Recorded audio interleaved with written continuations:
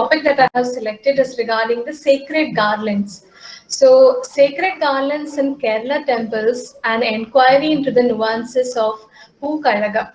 So, the entire idea of the paper is to look into the social groups who were associated with provision of sacred flowers as well as provision of sacred garlands to different temples in Kerala over different centuries, and the entire institution of garland making in Kerala temples and the different aspects of it pertaining to social history.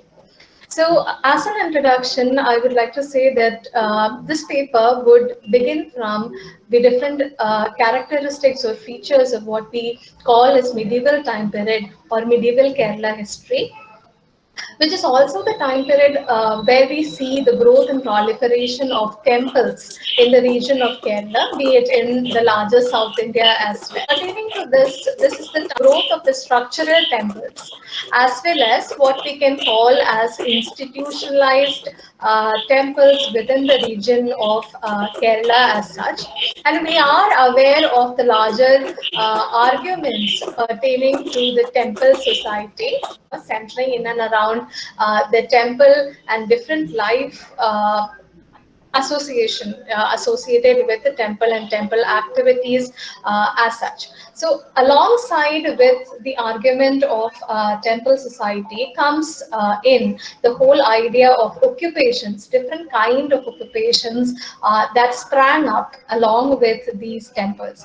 So along with this development or growth of larger structures, construction of larger structures of temples, the kind of people who were required to work within that structure or the building also improved, or the number of people increased per se. Different kinds of activities came in alongside worship practices, ritual practices, be it managerial practices or services. All these kinds of functions and functionalities did require different groups of people being involved. So the entire argument regarding these occupations associated with it, later on largely becoming or formulation of them or crystallization of them into different castes, is something that we are aware of.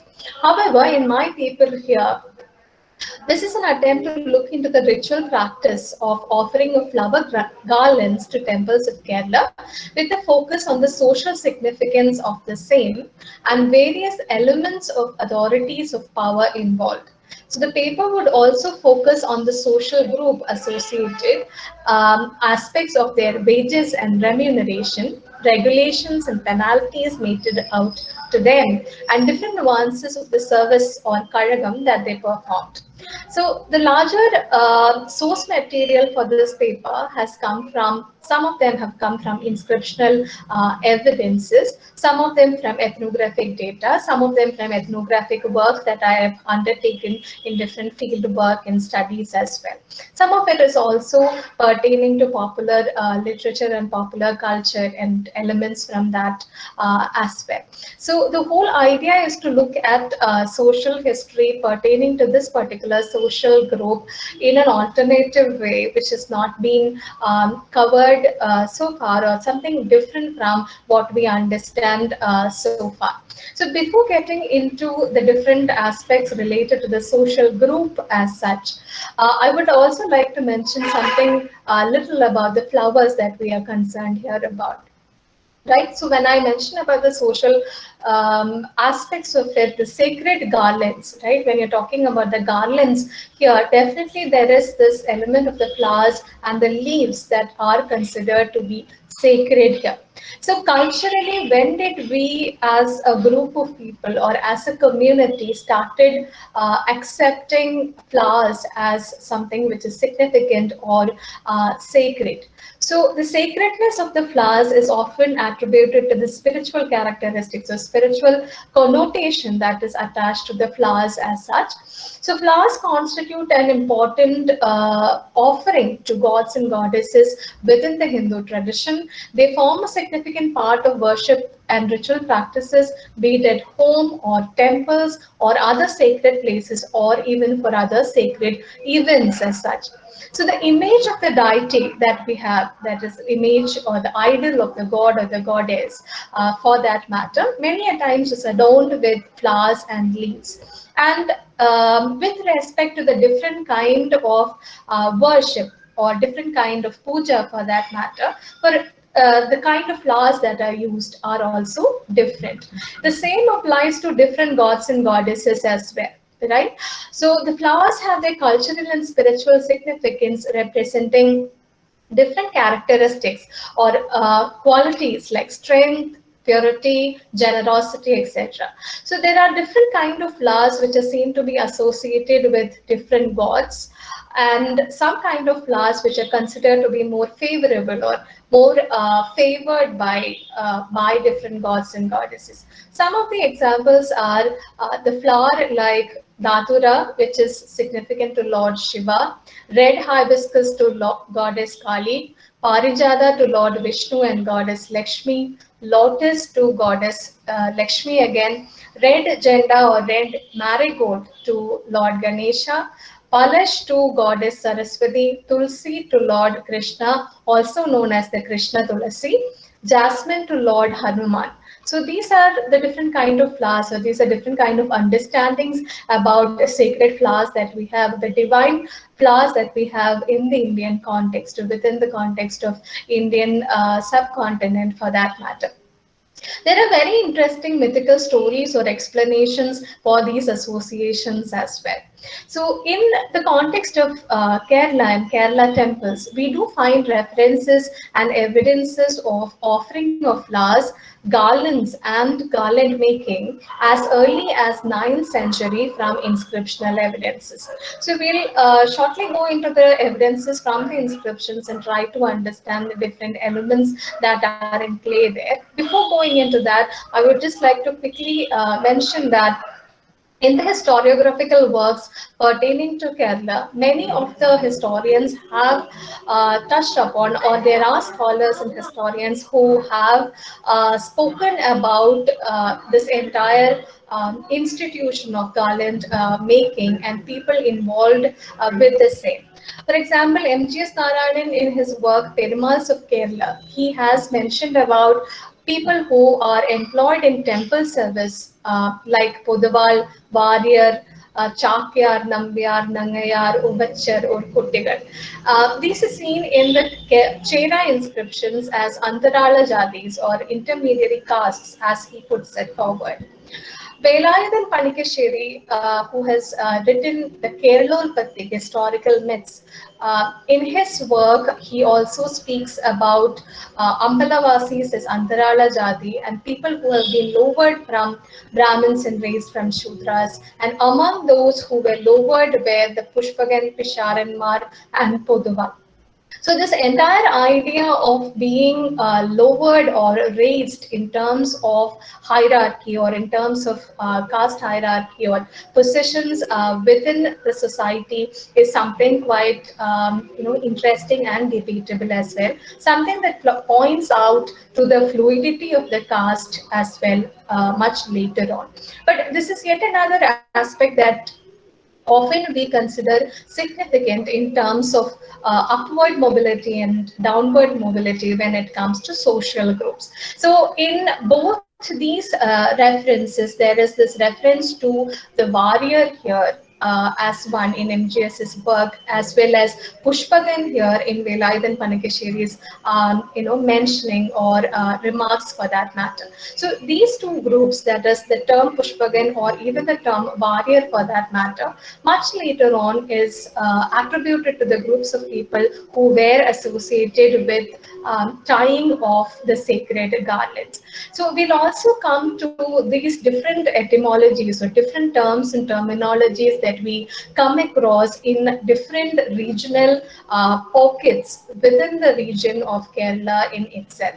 Right. So in terms of the ethnographic records, we do have evidences which says that warriors, Pushpagans, and Pisharadis were said to have constituted three original garland-making castes of Malabar appointed by Parashurama. So this again is relating to the myth and the legend or the story of Parashurama as such.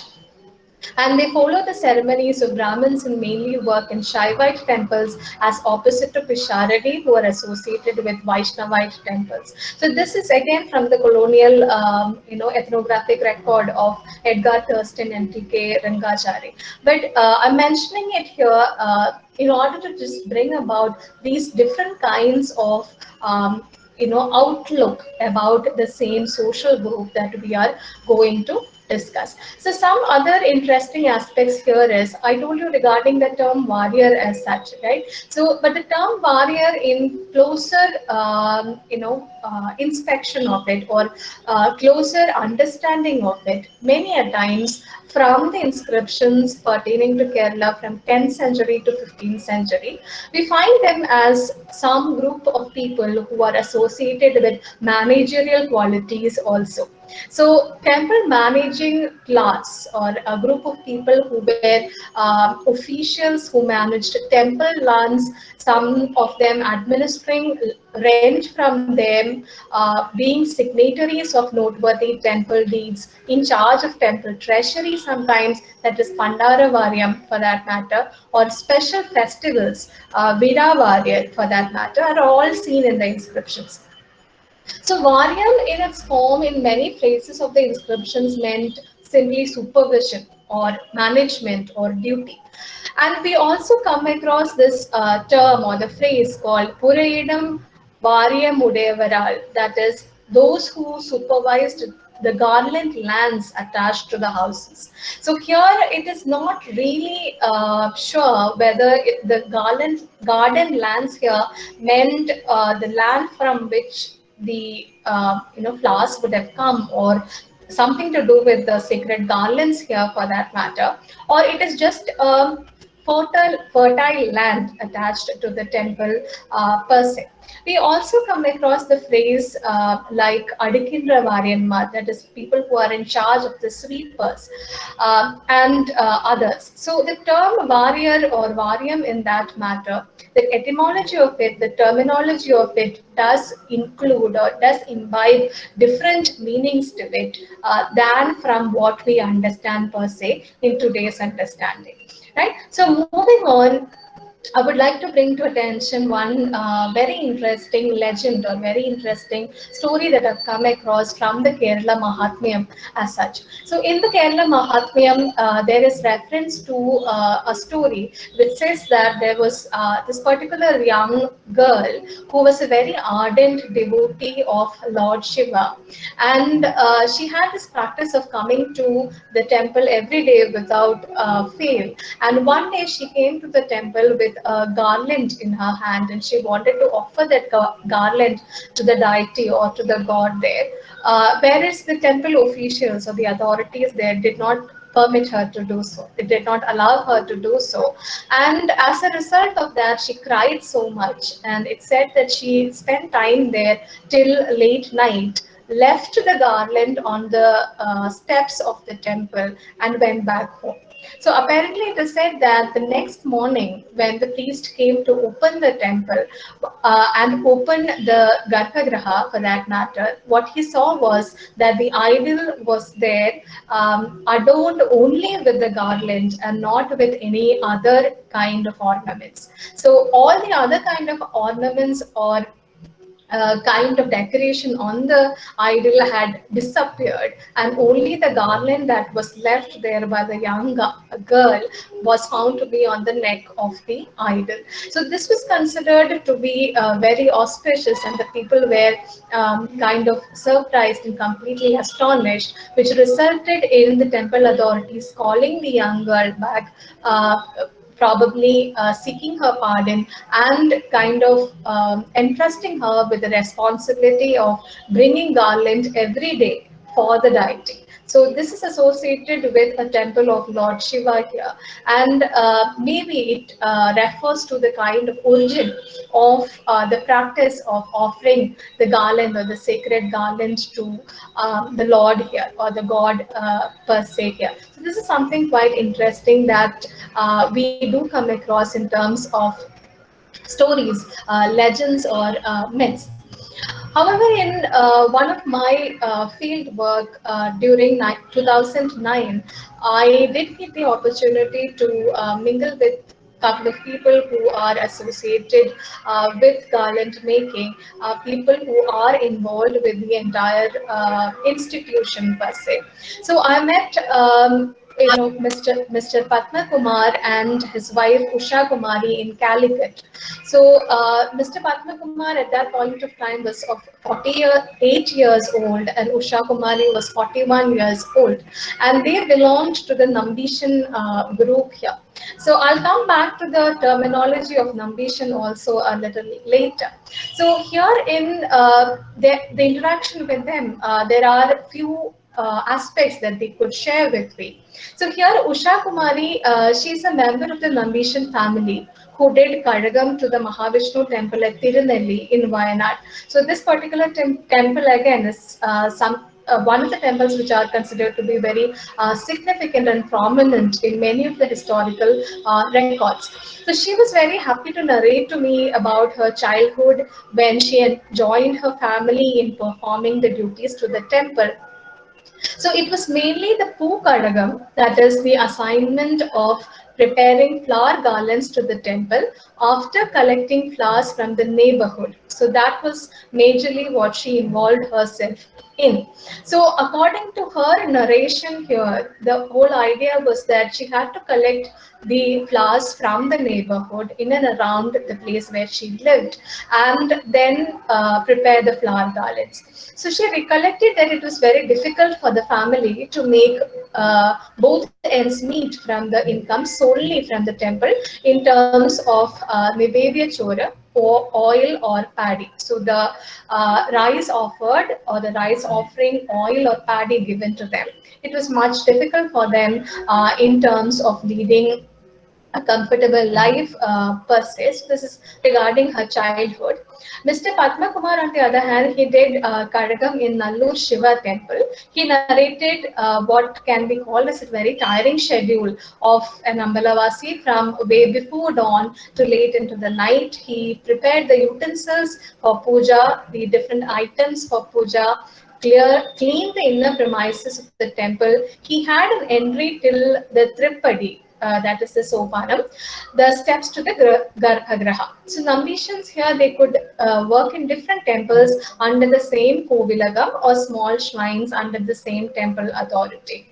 So garlands were made out of different kind of leaves like techi or tulsi leaves, and flower buds of kavanga or coconut trees. They were of different types. One type was the undamala, where the flowers are thickly tied. Then there was Arinyana Mala or Tali Mala with flower buds. So different kinds of or different types of garlands which were made here. He said that the life of the Nambishan was associated with the temple and the Kovilagam which appointed him. He lived surrounding the temple. He could take the income from the land given to him, sometimes called as the Madam. Marriage alliances, according to them, were mostly from the same group or those of Tisharadi warrior. So Nambudiri men did take Nambishan wives. It was the father who tied tali and gave the bride to the groom. Even pregnant women performed their duties up to the 7th month of pregnancy. So these were different kinds of information, or different kind of things that they could recollect. They could tell me about their own experiences of working in close association with the temple in and around with the duty of tying of sacred garlands and performing the Kadagam per se here. So another thing here is that interestingly, we do not come across the term Nambishan as such from the inscription. We do come across the term warrior from the inscription. We do not come across the term Pushpagan or Pushpagar or even Pushpagan Unni for that matter from the inscriptions. The terminology that we do come across in the inscriptions are quite different. So maybe this terminology they would have come into being in much later in centuries after 12th century to the people who tied garlands for the temple. In the inscriptions, we do come across them as Tirupallithamam Kettum Avargal and Mala Kettugaran from the inscriptions. So these are the terms that you find from the inscriptions per se. So before going into these two groups, I would also like to bring about another term that we come across from the inscriptions, often given to the group of people who supplied flowers to the temple. So Puviduan, that is the term that we come across. Pu, for that matter, even colloquially, now in Malayalam means the flower, and iduga is the verb here as to put or to supply. So Puviduan, for that matter, is the term that we find from the inscriptions. The earliest reference I came across in the 9th century inscription, that is Husur of office plates of King Kokarnanda Dakkan. So this was dated 864, 865 CE. So it talks about the presence of Puviduvan in the Vishnu temple in Parthivashekarapuram. So this is lastly the Parthivashekarapuram inscription as such. So here what we find here in this particular inscription is that they do talk about the duty of the person employed to supply flowers to the temple as well as the role of other temple servants. So it goes on to say that the people who supply flowers should make inda, that is the thick small garland to wear on the head, and mala, that is the garland to be worn on the idol, devoid of any fault and gift. So it is like a clear-cut instruction given to them that there is no possibility of making any kind of default, or there is no possibility of any kind of making any mistakes here. And the inscription also gives the list of grants of land, that is land grants given to meet the pay of the Puviduvan. So as Virutti to one Puviduvan, 2 pots of seeds and land including a vial, Adanur vial, in another vial, the names are given here, in a place called Parara land to the west. So different kind of terminologies, the details of the places are given here.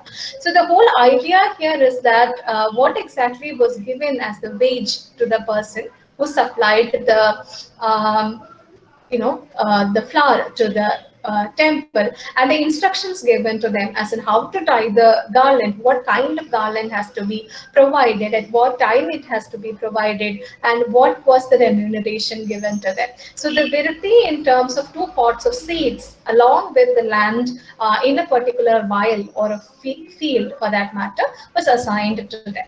I'll quickly move on to the rest of the terminologies that we find, especially pertaining to the one who tied the garland. So we come across the term Tirupallithamam Kettumavargal and Mala Kettugaran, which denoted the person who tied the sacred garland. So those persons who knit the flower garlands were called as Tirupallithamam Kettumavargal. So Tiru here is the honorific title, Pallithamam is the garland, Kettumavargal is the one who ties. So the garland to be placed on the idol was Pallithamam with reverence. Mala in Malayalam definitely means garland, and Kettaga is the verb to mean tie. So we do come across a lot of inscriptional evidences pertaining to the same. I'm not going into much of details about them, but however would like to bring about a couple of them which are quite significant and interesting. So there is this Pallitayam of the temple of Kilimanur, that is Pattaraga of Kilimanur. This is the 12th century inscription. They were ordered to be paying a fee, that is an entrance fee or adiyara or Padakalika of 1 ach is a coin that is being paid here. The total amount of 5 achya that was collected was to be utilized for the purchase of or for the repairs to the temple utensils and other wastages. So it is noted here is that the person who supplied the sacred garland to the temple, he was charged with an entrance fee, and this entrance fee was used for any kind of repair that had to be meted out to the temple utensils here. Another aspect which is quite significant here is that the inscription, the 12th century Kilimanur inscription, it mentions that the Koinmar and Uralar, so Koinmar and Uralar, they are the superintendents of the temple or trustees of the temple for that matter. They were not allowed to utilize any portion of this Pada Kanika for their own use. So this was an entrance fee which was collected very specifically for the repair of the temple utensils, and these people are not allowed to kind of utilize this for any other purpose. So there are chances that the people in authority here, that is the Uralar or the Koinmar, might have had the possibility of or chances of utilizing this particular amount or fee for anything else, maybe for themselves, maybe for any other kind of charge for that matter, but which was not kind of permitted. And it also kind of suggests some kind of a conflict which might have taken place here due to different utilization of this particular fee. So these are evidences that we do come across from the inscription. Then we also have the Kollur Madam plates. So in the Kollur Madam plates, there's yet another thing which is very interesting. It says that the person who made the sacred garland, that is the Mala Kettagaran, he had to lie on the step of the temple, that is the temple of Devi Deveshwaram, in nights after Sri Bali. So after the Shiveli puja, or after the night last offering of the puja, it was instructed that this person, this particular person who provides the sacred garlands, is not to leave the premise, but he has to lie outside on the steps of the temple throughout the night. So this is yet another peculiar aspect that I've come across from the inscriptional evidence as such. There are so many other inscriptions also, like Vellalur inscription of Raman Kerala Tiruvadi, that is 14 AD. It speaks again about the person or the people who made and supplied sacred flower garlands to the shrine of Vellalur and had close associations with Poduvai. So here, this is again another instance where it points out to the close-knit relationship between the manager of the temple here, that is Poduval, and as well as the supplier of the flower garland here. So it was direct business relation here where Poduval ordered and paid for the flower garland. The inscription mentions that the king here, that is King Veeraraman Kerala Tiruvadi, he made an assignment to the temple, and from this a fund was given by a person. The name of this person is mentioned as Kandan Nedi. He gave an assignment from this fund.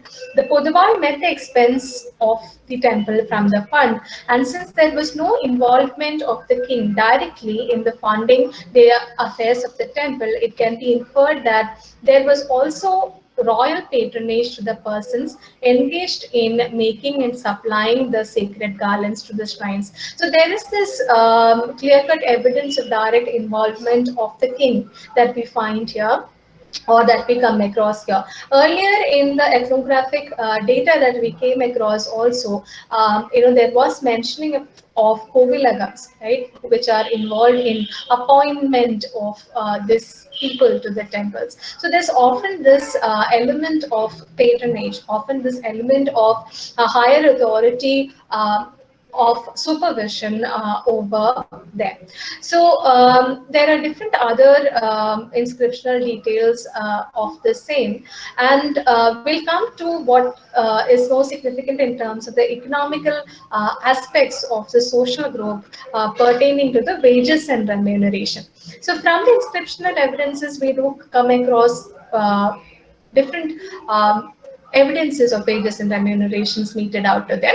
One is from Tirukakare inscription of Bhaskara Ravi Varma.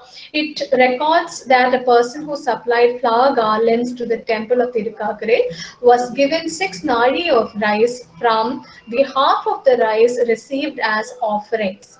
So from whatever rice was received as offering, from that 6 nadi of rice was given to the person who supplied the flower garlands here.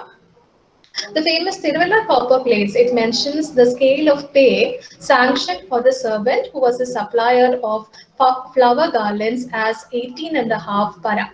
So this is Malaikya Padinettara para. That is the phrase that is used here. In this particular temple of Mahavishnu in Tiruvalla, there are 4 people who are mentioned to have been assigned with a duty. So 4 Tirupalli Tamam Kettum Avargal or persons who were assigned with the duty, and it is said that they were given 8 nadi of rice in total for the occasion of Onam festival. Each of them would have received 2 nadi each. So here again, I would like to bring to notice yet another aspect, that is, we do come across references of people largely mentioned as Tirupallitamam Kettum Avargal or Mala Vettagaran for that matter, but we do not come across any references of individual names of these people. So we clearly do not know who exactly were these people. But at the same time, for obvious reasons of the nature of the inscriptions, we do come across the names of individual kings. We do come across names of Podaval. Sometimes we come across in names of individual names of people who were governors or provision of land grants for that matter.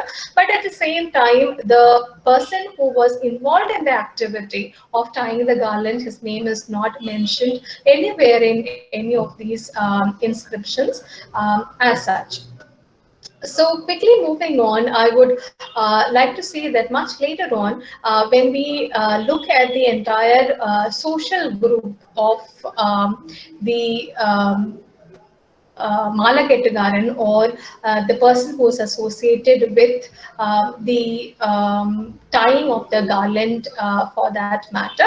We also do come across Malay Virutti, as I had mentioned earlier.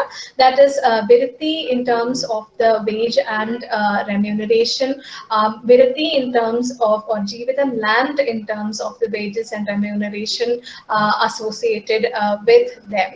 So Malay Virutti is a term for the donation given for the benefit of the person where weaving the flower garland in view of a service to the temple. Then something that we mentioned earlier also in the discussion, that is, what were the different kinds of terms or terminologies that we come across in association with the same group, right? Different variations of that. So one term that we come across is the term of Pushpaga or Pushpagan. Pushpagar, Pushpaga Unni, Pushpagan Unni. So these are different terminologies of the same group. Many a times who's considered to be the group associated with garland making. Many a times it is argued that they are also included, or they are also involved in teaching of sacred texts as well. And this term is prominent in the central and southern Kerala, whereas in northern Kerala, the term by which we know them is the Nambishan. Whereas, so this Nambishan, or the term that is that we come across, it is found in the northern part of Kerala, and they are also known as Pushpagar owing to cultural similarities. So in terms of similarities in terms of their culture, everyday life, customs, practices, and things like that, we do have similarities from each one of these groups. So it is quite difficult to kind of clearly mark as to from which time period or from which century exactly were they called with a separate name or a separate term for that matter. It's a little difficult to mark in terms of the chronological pattern as such, but one thing that we can clearly indicate and see is that there are regional variations of these different terms used for the same group of people who were involved in tying of the sacred garlands. There are representations of the same in popular culture as well. If we remember one of the most famous films in Malayalam industry in 1995 Malayalam film, it was named Kazhagam.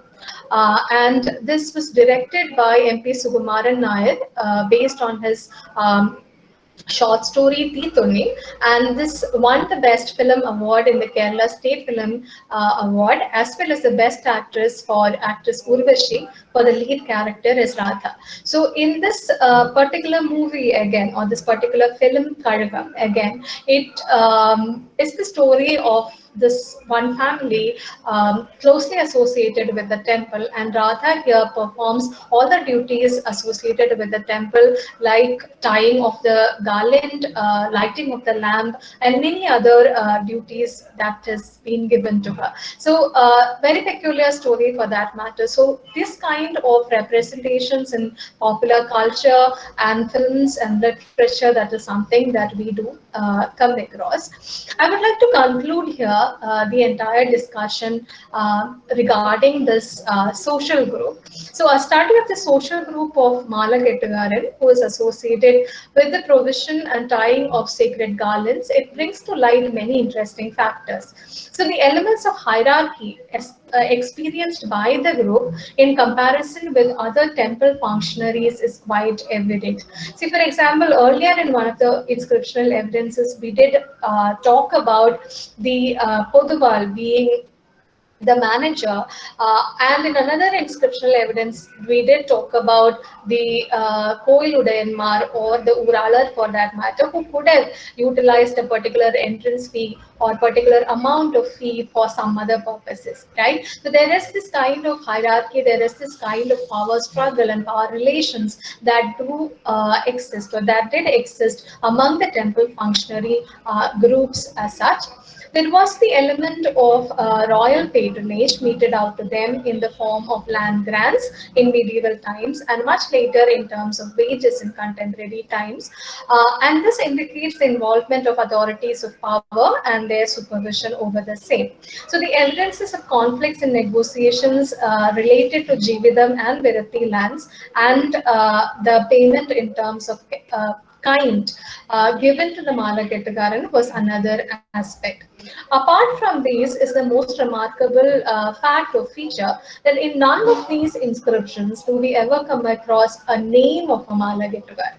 So often the responsibility of the setting up of the flower garland and the supply of the sacred flower garlands were taken up by individuals on their own will.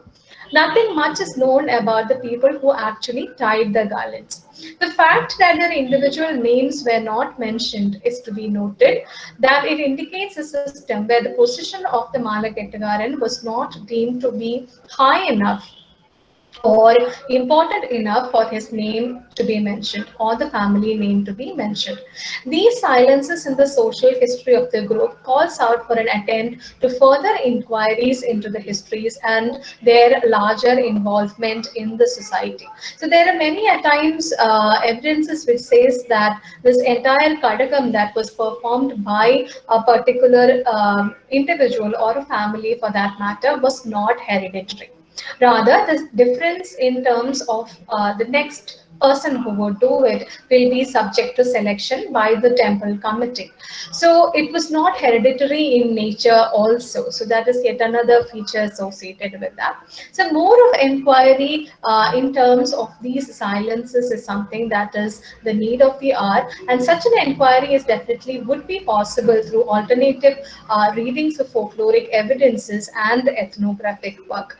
So with this, I would like to conclude my discussion about the sacred garlands pertaining to the Kerala temples and the different nuances of the service or the Kadagam that they performed for the temples. So different aspects related to that, but especially pertaining to the differences in terms of regional variations, be it in the terms by which or the names by which we know the social group, or the different kind of practices that they followed also is yet another feature of the same social group. I would like to conclude here. Thank you once again.